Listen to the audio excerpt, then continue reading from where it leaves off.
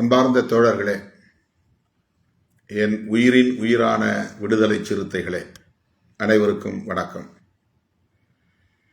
ராஜீவ்காந்தி மருத்துவமனையில் அனுமதிக்கப்பட்டிருக்கிற இந்திய கம்யூனிஸ்ட் கட்சியின் மூத்த தலைவர், முதுபெரும் தலைவர் ஐயா ஆர் நல்லக்கண் அவர்களை சந்திப்பதற்காக சென்றிருந்தேன். அவர் மிகவும் உடல் நலிவுற்று உயிருக்கு போராடும் நிலையில் சிகிச்சை பெற்று வருகிறார். அவரை பார்க்க சென்ற சூழலில் 10 மணிக்கு நான் முகநூல் நேரலைக்கு வருவதாக கூறியிருந்தும் உரிய நேரத்தில் வர இயலவில்லை. அதற்காக வருந்துகிறேன். நாளை காலை நேரலையில் சந்திக்கலாம் என்ற அறிவிப்பு செய்யப்பட்டிருந்தது. என்றாலும் கூட இப்போதே நேரலை வாயிலாக சில தகவல்களை உங்களோடு பகிர்ந்து கொள்ள விரும்புகிறேன். தேர்தலுக்கு மிக குறுகிய கால இடைவெளி உள்ளது.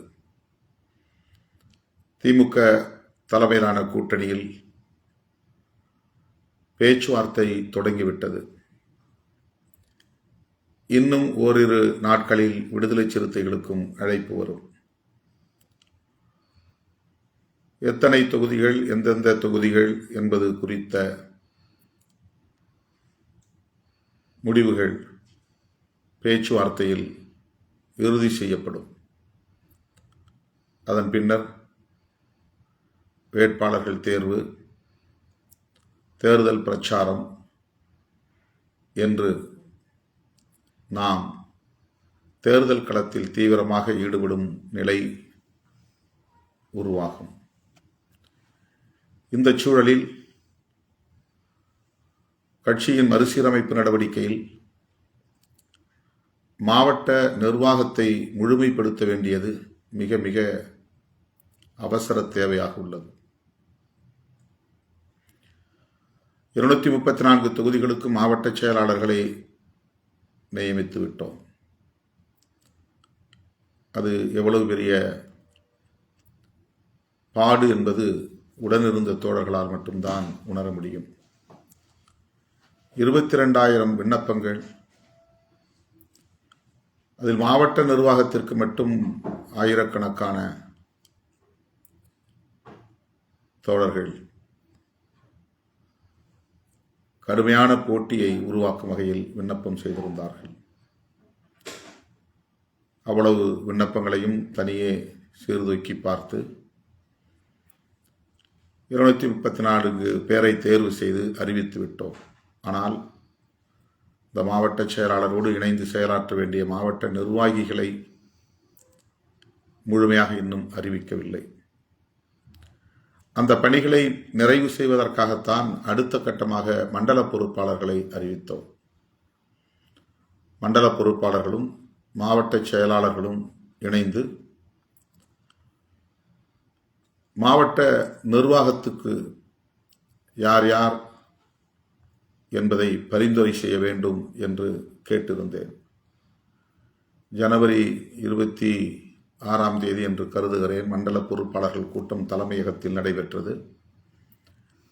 மண்டல செயலாளர்கள், மண்டல துணை செயலாளர்கள் என்ன செய்ய வேண்டும் என்பது குறித்து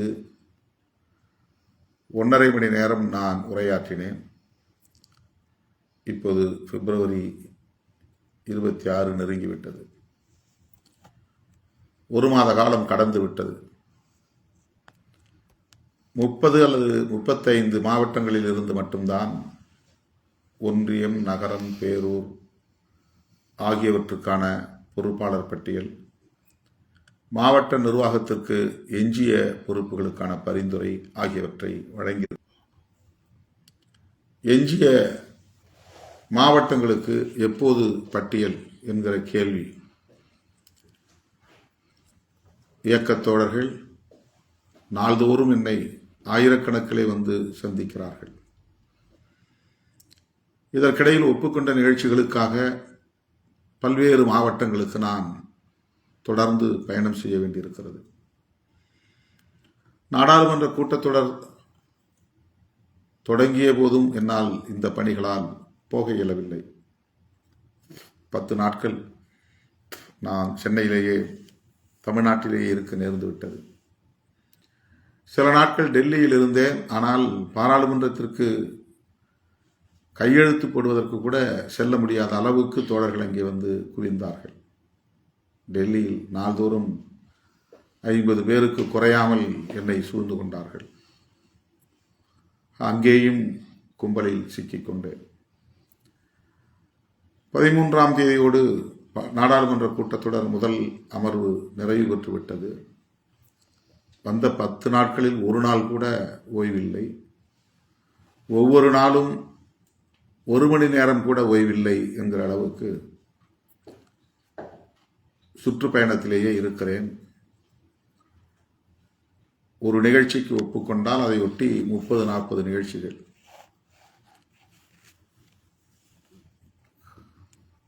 காலமெல்லாம் இதை திரும்ப திரும்ப சொல்லி பார்த்திருக்கிறேன். ஒரு நிகழ்ச்சிக்கு ஒப்புக்கொண்டால் அதை ஒட்டி அடுத்தடுத்து ஏராளமான நிகழ்ச்சிகளை நீங்கள் ஏற்பாடு செய்வது ஒரு அமைப்புக்கு வலிமை சேர்க்காது. ஒப்புக்கொண்ட பிற நிகழ்ச்சிகளுக்கு செல்ல முடியாத நிலை. நேற்று கூட திருவள்ளூரில் ஒரு இல்லம் திறப்பதற்கு ஒப்புக்கொண்டேன். அதன் பிறகு மணலியில் ஒரு நிகழ்ச்சி, அதனை ஒட்டி ராயபுரத்திலே ஒரு திருமண வரவேற்பு. இந்த 3 நிகழ்ச்சிகளுக்குத்தான் ஒப்புக்கொண்டேன்.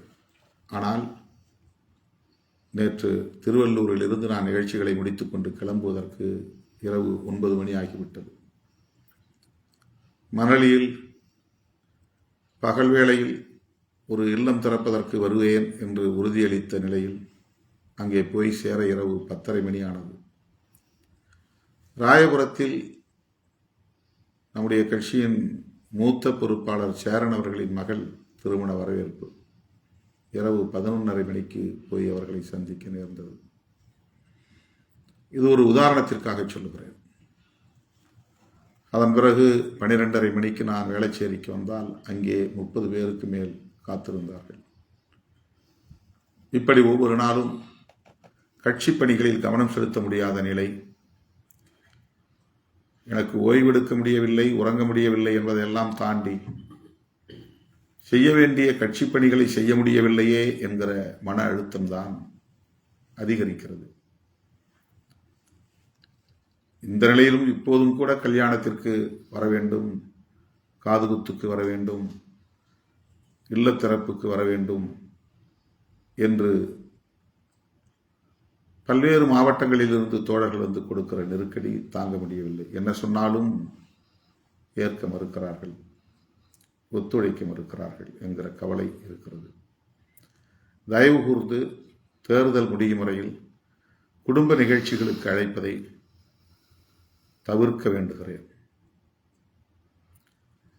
மண்டல பொறுப்பாளர்கள் மாவட்ட செயலாளர்களோடு, அங்குள்ள முன்னணி பொறுப்பாளர்களோடு கலந்து பேசி மாவட்ட நிர்வாகத்திற்கான பெயர் பட்டியலை பரிந்துரைக்க வேண்டும்.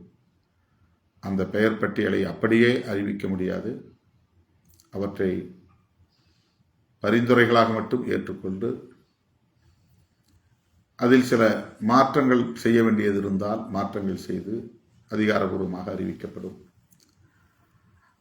மற்றபடி ஒன்றிய பொறுப்பாளர்கள், நகர பொறுப்பாளர்கள், பேரூர் பொறுப்பாளர்கள், இந்த பட்டியல் மண்டல பொறுப்பாளர்களும் மாவட்ட செயலாளர்களும் கலந்து பேசி உடனடியாக தயாரிக்க வேண்டும். எல்லோருக்கும் வாய்ப்பளிக்க வேண்டும். 30க்கும் மேற்பட்ட துணைநிலை அமைப்புகள் உள்ளன. மகளிர் விடுதலை இயக்கத்தில் மாவட்ட செயலாளரை மட்டும்தான் நான் நியமனம் செய்திருக்கிறேன். அதிலே மாவட்டத்திற்கு நீங்கள் துணை செயலாளர்களை நியமிக்க வேண்டும். குறைந்தது 5 பேர்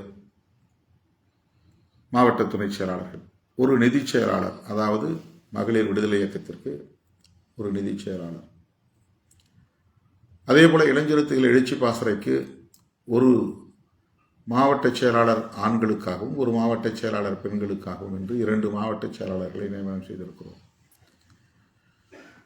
இதில் மாவட்ட துணை செயலாளர்களை சமமாக 5 பேர் ஆண்கள் போட்டால் 5 பேர் பெண்கள் போடலாம். அதிலே நிதி செயலாளரும் உண்டு. இந்த பொறுப்பாளர் பட்டியல் மாவட்டத்திற்கானது. இவை அல்லாமல் ஒன்றியம் நகரத்திற்கும் இதே கணக்கில் ஒன்றிய செயலாளர், ஒன்றிய துணை செயலாளர்கள், நகர செயலாளர், நகர துணை செயலாளர்கள், பேரூர் செயலாளர், பேரூர் துணை செயலாளர்கள், ஒவ்வொரு அணிக்கும் இளைஞர் எழுச்சி பாசறை, மகளிர் விடுதலை இயக்கம், தொழிலாளர் விடுதலை முன்னணியில் அமைப்பு சார் முன்னணி, அமைப்பு சாரா முன்னணி, அதே போல மாவட்ட செயலாளர், மாவட்ட துணை செயலாளர்கள், மாவட்ட நிதி செயலாளர் உட்பட பொறுப்பாளர்களை நியமனம் செய்ய வேண்டும். இது மாவட்டத்திற்கும் போட வேண்டும், ஒன்றியத்திற்கும் போட வேண்டும், பேரூருக்கும் போட வேண்டும், நகரத்திற்கும் போட வேண்டும். உங்களுடைய நிர்வாக வசதிக்கேற்ப மாவட்டம், நகரம் ஆகியவற்றை நீங்கள் பிரிக்கலாம். ஆனால் நாம் பொதுவாக ஒரு வரையறை கொடுத்திருக்கிறோம். ஒரு ஒன்றியத்தில் மொத்தம் எத்தனை கவுன்சில்கள் இருக்கின்றனவோ அந்த கவுன்சில்களை கணக்கு வைத்து 2ஆக பிரிப்பதா 3ஆக பிரிப்பதா என்று நீங்கள் முடிவு செய்து கொள்ள வேண்டும். அப்படி 2ஆக பிரித்தால் 2 செட், 3ஆக பிரித்தால் 3 செட். கட்சிக்கு துணைநிலை அமைப்புகளுக்கு ஏராளமானவர்களை அதிலே நீங்கள் அக்காமடேட் பண்ண முடியும். எல்லோருக்கும் வாய்ப்பு தர முடியும். யாரையும் எந்த காரணத்தை முன்னிட்டும் ஒதுக்கக்கூடாது. ஏதாவது ஒரு துணைநிலை அமைப்பிலாவது அவர்களுக்கு பொறுப்பு போட வேண்டும். நேரடியாக கட்சியில் போட முடியவில்லை என்றால் கூட துணை செயலாளர்கள் எண்ணிக்கையை நீங்கள் கூட்டலாம், ஒன்றும் தவறில்லை. அது ஒன்றும் ஃபிக்ஸட் நம்பர் கிடையாது. நம்முடைய வசதிக்கு ஏற்ப நாம் 3 பேரும் போடலாம், 5 பேரும் போடலாம், 7 பேரும் போடலாம், 9 பேரும் போடலாம். ஆனால் அதிகபட்சம் நிதி செயலாளரோடு சேர்த்து 7 பேர் போட்டால் போதும். ஒரு செயலாளர், ஒரு நிதி செயலாளர், துணை செயலாளர் எண்ணிக்கையில் ஒற்றைப்படை வர வேண்டும். அதிலே நீங்கள் செயற்குழு உறுப்பினர், ஒன்றிய செயற்குழு உறுப்பினர் போடலாம், நகர செயற்குழு உறுப்பினர் போடலாம். அவங்க நேரடியாக இன்னும் பொறுப்புன்னு இல்லாமல் செயற்குழு உறுப்பினர்னா அதே தகுதி தான். இப்போ ஒரு ஒன்றிய துணை செயலாளர் ஒருத்தர் போடுறோம், ஒருத்தர் ஒன்றிய செயற்குழு உறுப்பினர் போடுறோம்னா 2 பேரும் ஒரே ரேங்க் தான். அந்த செயற்குழுக்குள்ளே வந்துடுறாங்க, அவங்க இந்த நிர்வாகத்துக்குள்ளே வந்துடுறாங்க. ஆனால் நம்ம எல்லாரையும் 10க்கு மேல் 10, 15 துணை செயலாளர் அறிவிக்க முடியாது. அதனால் 5 துணை செயலாளர் அறிவிக்கிறோம்னா ஒரு 3 செயற்குழு, ஒன்றிய செயற்குழு உறுப்பினர் போடலாம், அல்லது ஒரு 3 நிர்வாகக்குழு உறுப்பினர் போடலாம். நிர்வாகக்குழு உறுப்பினர் என்பது வேறு, செயற்குழு உறுப்பினர் என்பது வேறு. செயற்குழு கூட்டங்களில் செயற்குழு உறுப்பினர் கலந்துக்குவார். நிர்வாகக்குழு கூட்டங்களில் நிர்வாகிகள், அந்த மாவட்ட நிர்வாகிகள் அல்லது ஒன்றிய நிர்வாகிகள் மட்டும். அதில் நிர்வாகிகளில் உங்களுக்கு மகளிர் விடுதலை இயக்கமும் சேரணும், இளஞ்சிறுத்தைகளும் சேரணும். ஒரு ஒன்றிய நிர்வாகத்துக்குள்ள கட்சி, மகளிர் விடுதலை இயக்கம், இளஞ்சிறுத்தைகள், இந்த 3 அமைப்பும் அதுக்குள்ளே கட்டாயமாக இருக்கணும். நிர்வாகக்குழுவில் செயற்குழுவில் எல்லா துணைநிலை அமைப்புடைய பொறுப்பாளர்களும் நீங்கள் சேர்க்க முடியும். ஒன்றிய செயற்குழுவில் செயலாளர், துணை செயலாளர்கள் கிடையாது. ஒன்றிய செயற்குழுனா யார் யாரெல்லாம் செயலாளர் நிலையில் இருக்கிறாங்களோ கட்சி, துணைநிலை அமைப்புடைய செயலாளர்கள் எல்லாம் கலந்துக்கிறது தான் ஒன்றிய செயற்குழு. அதில் ஒன்றிய செயற்குழு உறுப்பினர் அப்படிங்கிறவங்க கலந்துக்குவாங்க. அவங்களுக்கு அந்த அதிகாரம் உண்டு, அதில் பங்கேற்க அதிகாரம் உண்டு, வாக்களிக்க உரிமை உண்டு. எனவே பொறுப்பாளர்கள் நியமனம் செய்வதை விரைந்து மேற்கொள்ள வேண்டும். மண்டல செயலாளர்கள் எந்தெந்த துணை செயலாளர்களுக்கு 3 பேர் 4 பேர் போட்டிருப்போம், அதில் 2 தொகுதிகள் ஒருவருக்குன்னு பிரிச்சிருக்கோம். அந்த 2 தொகுதிக்கான பொறுப்பாளர்களை மண்டல துணை செயலாளரை அங்கே அழைச்சிக்கணும், மாவட்ட செயலாளரை அங்கே அழைச்சிக்கணும். மண்டல செயலாளர், அந்த 2 தொகுதிக்கான மண்டல துணை செயலாளர், அங்கே இருக்கக்கூடிய மாவட்ட செயலாளர், அதில் பொது நிர்வாகத்தில் இருக்கிறவரும் உங்களுக்கு வந்துடுவார். இந்த 5 பேர் நீங்கள் உட்கார்ந்து உடனடியாக இந்த பட்டியலை தயார் பண்ணணும். ஒரே ஒரு நபர் கூட நீங்கள் விண்ணப்பம் செஞ்சவங்கள மிஸ் பண்ணிடக்கூடாது. அவங்களுக்கு கட்சியில் கொடுக்க முடியலன்னா உங்களுக்கு இதில் நேரடியாக இந்த துணைநிலை அமைப்பில் கொடுக்குறோம். இந்த இளஞ்சிறுத்தைகளை மட்டும்தான் வயசு ஒரு வரம்பு வச்சுருக்குறோம். 45 வயசுக்கு கீழே இருக்கிறவங்கள மாவட்ட நிர்வாகம், 35 வயசு கீழே இருக்கிறவங்கள ஒன்றிய நிர்வாகம், இந்த மாதிரி பண்ணணும். மற்ற எந்த அணிக்கும் வயது வரம்பு கிடையாது. இளஞ்சிறுத்தைகளில் மாநில பொறுப்புக்கு 50லிருந்து 51 வயசு அவங்களுக்கு மாநில பொறுப்பு நாங்கள் கொடுக்குறோம். மாவட்ட பொறுப்புனாக்க 45, 45க்கும் கீழே. ஒன்றிய நகரம்னா 35, 35க்கும் கீழே. இப்படி அவங்களுக்கு மட்டும் வயசை பார்த்து நீங்கள் போடணும். புதுசாக எந்த பொறுப்புலையும் இல்லாதவங்க வந்தாங்கன்னா அவங்கள செயற்குழு உறுப்பினராக போடலாம். மாவட்ட நிர்வாகத்தில் ஏதோ ஒரு துணைநிலை அமைப்பிலேயோ கட்சியிலேயோ இருக்கிறாங்கன்னா அவங்கள போய் நிர்வாக குழு செயற்குழுன்னு போடக்கூடாது. அவங்களுக்கு வேறு ஏதாவது துணைநிலை அமைப்பில் ஒரு பொறுப்பு போடலாம். மாவட்ட துணையோ அல்லது ஒன்றிய துணையோ அல்லது நகர துணையோ அந்த மாதிரி அந்த ஏற்கனவே பொறுப்புகளில் இருந்தவங்கள, ஒரு மாவட்ட பொறுப்பு இளைஞரத்தில் இருந்தார், அவரை போய் நீங்கள் துணை செயலாளர் போடலாம், மாவட்ட துணை செயலாளரை, அல்லது நிர்வாகக்குழு உறுப்பினர் அவருக்கு ஓகேன்னா போடலாம். இல்லைன்னா அவருக்கு வந்து அந்த நிர்வாகக்குழு செயற்குழு போடக்கூடாது. மாவட்ட நிர்வாகக்குழு மாவட்ட செயற்குழு நீங்கள் ஒன்றிய செயலாளர்களாக இருந்தவங்கள அல்லது ஒன்றிய துணை செயலாளர்களாக இருந்தவங்கள, துணைநிலை அமைப்புகளில் ஒன்றிய பொறுப்புகளில் இருந்தவங்கள நீங்கள் ப்ரமோட் பண்ணி மேலே அனுப்பலாம். செயற்குழு உறுப்பினர்கள் எல்லா மாவட்டத்திலையும் போடணும். இப்போ நான் நிர்வாகக்குழு உறுப்பினர்கள் தான் 3 பேர் போட்டிருக்கோம். செயற்குழு உறுப்பினர்கள் அந்த மாவட்ட செயற்குழு உறுப்பினர்கள் 5 பேர்லேருந்து 9 பேர் வரையிலும் போடலாம். மினிமம் 5, அதிகபட்சம் 9. இந்த பட்டியலை உடனடியாக நீங்கள் அனுப்ப வேண்டும். மாவட்ட செயலாளருடைய ரப்பர் ஸ்டாம்ப் இருக்கணும், மண்டல செயலாளருடைய ரப்பர் ஸ்டாம்ப் இருக்கணும். அதில் அப்புறம் நான் தலைவருங்கிற அழைப்பில் அதில் நான் கையெழுத்து போடுவேன். இது வந்து என்னுடைய ஃபேஸ்புக்கில் வெளியிடப்படும். நீங்கள் உங்கள் ஃபேஸ்புக்கில் வாட்ஸ்அப்பில் நீங்கள் அதை ஷேர் பண்ணிக்கலாம். அவங்களுக்கு யார் சம்மந்தப்பட்டாங்களோ அவங்களுக்கெல்லாம் சான்றிதழ் நம்ம பின்னால் பொறுமையாக கொடுக்க போகிறோம். சான்றிதழ் ரெடி ஆகிட்டுருது. அதை மண்டல செயலாளர்கிட்ட கொடுத்து ஒப்படைப்போம். அவங்க எழுதி கையெழுத்து போட்டு கொடுத்துட வேண்டியதான். மண்டல செயலாளர்கள் அந்த பொறுப்புக்கான சான்றிதழை நீங்கள் எப்போ வேணாலும் அவங்களுக்கு நீங்கள் கொடுத்துடலாம். ஆகவே 234 தொகுதிகளுக்கும் நான் இனிமேல் உட்கார்ந்து இந்த டேஷ்போர்டை ஓப்பன் பண்ணி ஒவ்வொரு விண்ணப்பமாக நான் சீராய்வு செய்து மாவட்ட நிர்வாகத்தை பண்ணணும்னா எனக்கு 3 மாதம் பிடிக்கும். ஏற்கனவே நவம்பர் மாதம் 7ஆம் தேதி ஆரம்பித்து டிசம்பர் மாதம் 6ஆம் தேதி தான் முதல் பட்டியல் வெளியிட்டோம். அதுக்கப்புறம் ஜனவரி மாதத்தில் ஒரு பட்டியல், மண்டல பொறுப்பு பட்டியல் வெளியிட்டோம். இடையில வந்து ஒரு நாள் கூட ஓய்வு இல்லைங்கிறது தான் பிரச்சனை. சென்னையில் தங்கினாலும் ஒரு நாளைக்கு 1000 பேரை சந்திக்க வேண்டியதாக இருக்குது. வெளியில் டூர் போனாலும் ஒரு மணி நேரம் கூட இடைவெளி இல்லை. இந்த மாதிரியான சூழலில் தேர்தலுக்கு இன்னும் ஒரு வாரம் தான் இந்த வேலையில் நான் கவனம் செலுத்த முடியும். அதுக்கப்புறம் பேச்சுவார்த்தை, தொகுதி பங்கீடு, தொகுதி அடையாளம் காணுதல், அப்புறம் வேட்பாளர் தேர்வு, அதன் பிறகு நிதி திரட்டுவது, அப்புறம் பிரச்சாரம் செய்வது, அப்படியே கடகடன் நாள் ஓடிடும், எலெக்ஷன் வந்துடும். எனவே மண்டல பொறுப்பாளர்களுக்கு என்ன வேலை என்று கேட்டவர்களுக்கு இப்போது சொல்லுகிறேன், உங்களுக்குத்தான் இதில் பெரிய வேலை இருக்கிறது. மாவட்ட செயலாளர்களை விடாமல் விரட்டி பிடித்து அவர்களிடம் உட்கார்ந்து 1 மணி நேரம் 2 மணி நேரத்துக்குள்ளே நீங்கள் இந்த பொறுப்பெல்லாம் போட்டுற முடியும். யார் யார் விண்ணப்பம் செஞ்சுருக்காங்க அவங்களுக்கு தெரியலன்னா உங்களுக்கு வந்து மாவட்ட வாரியாக வாட்ஸ்அப்பில் அந்தந்த மாவட்டத்திற்குரிய ஒன்றிய பொறுப்பாளர்கள் பட்டியல் நம்முடைய சமூக ஊடக மாநில செயலாளர் சஜன் அவர்கள் அதை ஏற்கனவே டிஜிட்டைஸ் பண்ணி வச்சுருக்கிறதுனால உங்களுக்கு PDF ஃபார்மில் உடனே அனுப்பிச்சுவார். நீங்கள் அதில் பார்க்கலாம் அந்த பேர் யார் என்னென்ன பொறுப்பு விண்ணப்பம் செஞ்சுருக்கிறாங்க, அதில் யாருக்கு நம்ம சீனியருக்கு இப்போது வாய்ப்பு கொடுக்கலாம், அடுத்து புதுசாக இருக்கவங்களுக்கு யாருக்கு வாய்ப்பு கொடுக்கலாம். ஒரே ஆளாக பழைய பொறுப்புலேயே திரும்ப போடக்கூடாது. தொகுதி செயலாளர் இருந்தவரையே திரும்ப தொகுதி செயலாளர் போடுறது அப்படிங்கிறது தான் புது ஆட்களுக்கு நம்ம வாய்ப்பு கொடுக்க முடியாமல் போயிடும். அவங்கள எல்லாத்தையும் வந்து எலிவேட் பண்ணி நீங்கள் இன்னும் மேல் பொறுப்புக்கு அனுப்பணும். மாவட்ட பொறுப்புகளுக்கு, மாநில பொறுப்புகளுக்கு, துணையாக இருந்தவங்களுக்கு கீ போஸ்ட்டுக்கு அனுப்பிச்சிடணும். இந்த மாதிரி ஒன்றிய லெவலில் இருக்கிற ஒன்றிய செயலாளர் 20 வருஷம் 25 வருஷம் ஒரே இடத்துல ஒரே ஆள் இருக்காங்கன்னா அவங்கள கட்டாயமாக நீங்கள் மாற்றணும். ஒன்றிய செயலாளரை பூரா தூக்கி எலிவேட் பண்ணி மேலே கொண்டுட்டு வரணும். அங்கே வந்து புதிய ஆட்கள் நீங்கள் போடணும். ஒன்றிய துணை செயலாளருக்கு எந்த கணக்கும் இல்லை.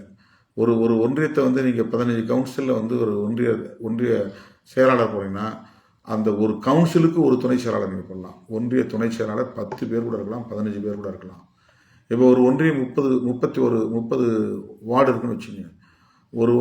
அதை நீங்கள் 2ஆக பிரிக்கிறீங்க அல்லது 3ஆக பிரிக்கிறீங்க, 3ன்னு வச்சுங்க. 10 வார்டுக்கு ஒரு ஒன்றிய செயலாளர் போடுறீங்கன்னா அந்த ஒன்றிய செயலாளருக்கு கீழே ஒருத்தரை நீங்கள் கட்சியினாக்க பொருளாளர், ஒன்றிய பொருளாளர்னு ஒருத்தர் போடணும் கட்டாயமாக. அதுக்கு கீழே துணை செயலாளர். ஒரு கவுன்சிலுக்கு ஒருத்தர் போடலாம் நீங்கள், ஒரு துணை செயலாளர். 10 கவுன்சில்னா 10 வார்டுனா 10 துணை செயலாளர். ஒரு கவுன்சிலுக்கு ஒரு துணை செயலாளர். அதில் எந்த நம்பர் ரெஸ்ட்ரிக்ஷனும் கிடையாது. 3 பேர் தான் போடணும், 5 பேர் தான் போடணும்னு கிடையாது. ஒன்றியத்தில் நகரத்துலேயும் அது மாதிரி 25 வார்டு இருக்குது. 25 வார்டை நீங்கள் 2ஆக பிரிக்கிறீங்க. அது 2ஆக பிரிக்கிறதுல வந்து 2 பேரை நகர செயலாளராக போடுறீங்கன்னா நகர பொருளாளர் ஒரு ஆளை போடலாம், நகர செயலாளர் ஒரு ஆள் போடலாம். நகர துணை செயலாளர் எத்தனை வார்டு இருக்கோ அத்தனை வார்டுக்கு ஒரு நகர துணை செயலாளர் போடலாம். அந்த மாதிரி நீங்கள் இப்போ ஒரு வார்டுக்கு 2 துணை செயலாளர் போடுறதுனாலும் போடலாம். அது வந்து சில இடங்களில் வந்து 2 காலனி தான் இருக்குது, மற்ற ஏரியாலாம் நமக்கு வந்து ஆட்கள் போட முடியாது. தலித்துடைய குடியிருப்பு ஒரு வார்டு தான், இந்த பக்கம் அந்த பக்கம் ஒரு வார்டு தான் இருக்குது, 2 வார்டு தான் இருக்குது, அல்லது 3 வார்டு தான் இருக்குது. அதில் என்ன பண்ணுறது அப்படின்னா, ஒரு வார்டில் 2 பேர் கூட நீங்கள் வந்து துணை செயலாளர் போடலாம். இதெல்லாம் நம்முடைய வசதிக்கு தகுந்த மாதிரி நம்ம எடுத்துக்கிற முடிவு. இந்த பொறுப்புகள் அனைத்தையும் மண்டல பொறுப்பாளர்கள், அதாவது மண்டல செயலாளர், மாவட்ட செயலாளர், நீங்கள் தான் முடிவு பண்ணணும். அதில் நான் என்டாஸ் பண்ணி கையெழுத்து போடணும். இதை நீங்கள் காலதாமதம் பண்ணக்கூடாது. ஒருத்தர் கூட பொறுப்பு இல்லை என்கிற நிலை வரக்கூடாது. எல்லாருக்கும் நம்ம போடலாம். எத்தனை துணைநிலை அமைப்புகள் இருக்கின்றன என்கிற பட்டியலையும் உங்களுக்கு வாட்ஸ்அப்பில் அனுப்பிச்சுவாங்க. நாளைக்கே 234 தொகுதி, அப்புறம் மண்டல பொறுப்பாளர்கள் அத்தனை பேரையும் ஒன்றா சேர்த்து ஒரே வாட்ஸ்அப் குரூப் ஒன்று ஓப்பன் பண்ணிவிட்டு அதில் உங்களுக்கு இந்த டீட்டெயில்ஸ் முழுக்க போட்டுருவாங்க. எத்தனை துணைநிலை அமைப்புகள் இருக்குது அப்படிங்கிற டீட்டெயில்ஸ், ஒரு மாவட்டத்தில் என்னென்ன பொறுப்புகள் நீங்கள் நியமனம் செய்யணும் அப்படிங்கிறதுக்கான ஒரு ஃபார்மேட் அதை ரெடி பண்ணி உங்களுக்கு வாட்ஸ்அப்பில் போட்டுருவோம். அதை உடனடியாக நீங்கள் நடைமுறைப்படுத்த வேண்டும் என்று உங்களை கேட்டுக்கொள்கிறேன். இரண்டாவது முக்கிய தகவல் BLA 2 பூத் லெவல் ஏஜென்ட். 234 பேரும் BLA 1 பூத் லெவல் ஏஜென்ட் 1, வாக்குச்சாவடி முகவர் 1. இப்போ 2ஆம் நிலை வாக்குச்சாவடி முகவரை நீங்கள் தான் நியமிக்கணும். இதை நான் நியமிக்க முடியாது. உங்களை நான் போட்டது எதுக்குன்னா, நீங்கள் வந்து 2வது முகவரை போடுறதுக்காக. அதை வந்து ஏற்கனவே நம்ம கொடுத்துருக்கணும், இன்னும் நம்ம கொடுக்கல. அதை தாமதப்படுத்தக்கூடாது. விரைவாக மண்டல செயலாளர்கள், மண்டல துணை செயலாளர்கள் உங்களுக்குரிய அந்தந்த பகுதிக்கு சென்று மாவட்ட செயலாளர்களை சந்தித்து ஒவ்வொரு பூத்துக்கும் அந்த பூத் லிஸ்ட், அந்த எலெக்ஷன் கமிஷன் ஆஃப் இந்தியாவோட போர்ட்டலில் போய் ஒரு கம்ப்யூட்டர் சென்டரில் கேட்டால் கூட, அல்லது இந்த சர்வீஸ் சென்டர் இருக்கும், அங்கே போய் கேட்டால் கூட, அல்லது உங்களுக்கு ஆப்பில் உங்கள் மொபைல்லையே எடுக்க முடியும்னா கூட எடுத்துடலாம். எலெக்ஷன் கமிஷன் ஆஃப் இந்தியாவில் போய் நீங்கள் போர்ட்டல் பார்த்தீங்கன்னா, அந்த போர்ட்டலில் BLA 2 ஃபார்ம் வேணும் அப்படின்னு சொன்னால் ஃபார்ம் எடுத்துடலாம். உங்கள் சட்டமன்ற தொகுதிக்குள்ளே எத்தனை பூத் லிஸ்ட் இருக்குன்னு கேட்டிங்கன்னா அந்த பூத் லிஸ்ட்டு கொடுத்துருவான். அந்த பூத் லிஸ்ட்டில் ஒரு ஸ்கூலில் 4 பூத் இருக்கும், 2 பூத் இருக்கும், 3 பூத் இருக்கும். ஒரு ஸ்கூலில் எத்தனை பூத் இருக்கோ அந்த பூத்து ஒரு பூத்துக்கு ஒரு முகவரை போடணும், ஒரு BLA 2. அதுக்கு பிறகு BL committee, booth level committee வேறு போடணும். இதெல்லாம் மண்டல செயலாளர்களும் மாவட்ட செயலாளர்களும் சேர்ந்து பண்ண வேண்டிய வேலை, மிக முக்கியமான வேலை. மண்டல பொறுப்பாளர்களும் மாவட்ட பொறுப்பாளர்களும். எனவே 2வது முக்கியமான பணி BLA 2 நியமனம் செய்து மாவட்ட ஆட்சித் தலைவருக்கு ஓரிரு நாட்களுக்குள்ளாக கொண்டு போய் சேர்க்க வேண்டும். அதை டிலே பண்ணக்கூடாது. அது ரொம்ப ரொம்ப முக்கியம். இந்த 2 செய்திகளையும் உங்களோடு பகிர்ந்து கொள்வதற்காகத்தான் இந்த நள்ளிரவில் முகநூல் நேரலையில் உங்களை சந்தித்தேன்.